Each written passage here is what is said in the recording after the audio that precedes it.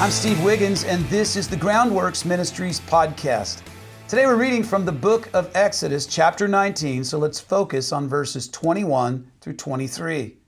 The Lord directed Moses, "Go down and warn the people not to break through to see the Lord. Otherwise, many of them will die. Even the priests who come near the Lord must purify themselves, or the Lord will break out against them." But Moses responded to the Lord, "The people cannot come up Mount Sinai, since you warned us. Put a boundary around the mountain and consider it holy." Several months after their exodus from Egypt, Moses was obviously frustrated with the children of Israel. Belly aching had replaced appreciation as the national demeanor of God's people. It's easy to be frustrated with complaining people because they comprise the bulk of a pastor's ministry burden. The Bible calls us sheep, and we're all created with an acute need for a shepherd. And at this point in the Exodus, though Moses seems frustrated with God just as much as he did with the people. You see, the source of his frustration, perhaps, concerned a promise that God made when he called Moses to lead Israel. Now consider this promise from Exodus 3, verses 11 and 12. But Moses asked God, "Who am I that I should go to Pharaoh and that I should bring the Israelites out of Egypt?" And God answered, "I will certainly be with you. And this will be the sign to you that I have sent you. When you bring the people out of Egypt, you will all worship God at this mountain." Now Moses had done all that God had called him to do. He went to Egypt. He spoke to Israel. He spoke to Pharaoh. He obeyed the Lord and led Israel out. And in Moses' heart, I think he must have felt that he had held up his end of the bargain, and now what he thought was the end. Moses was ready to see the completion of his calling.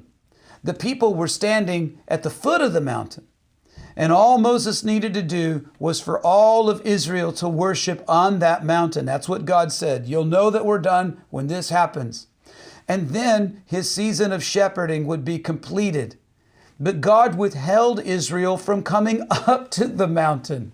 Now, why would God do that? Why would he withhold the fulfillment of his promise to Moses? More so, why would he deny Israel the freedom to just worship him in his presence however they wished? Well, number one, God was not withholding the fulfillment from Moses.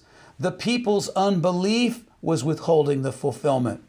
You see, worship is a matter of the heart, and Israel's heart was not ready, nor was Moses' heart, although he didn't see that.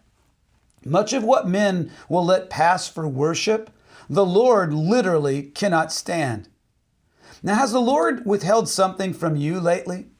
Trust that his judgment and his timing are always perfectly aligned with his plan and his character. And wait on the Lord's timing. Who knows what the world would be like today had Israel waited on the Lord until Moses returned from the mountain bearing the 10 Commandments. And yet their worship of the golden calf proved God's wisdom in not allowing them to enter his presence in the first place.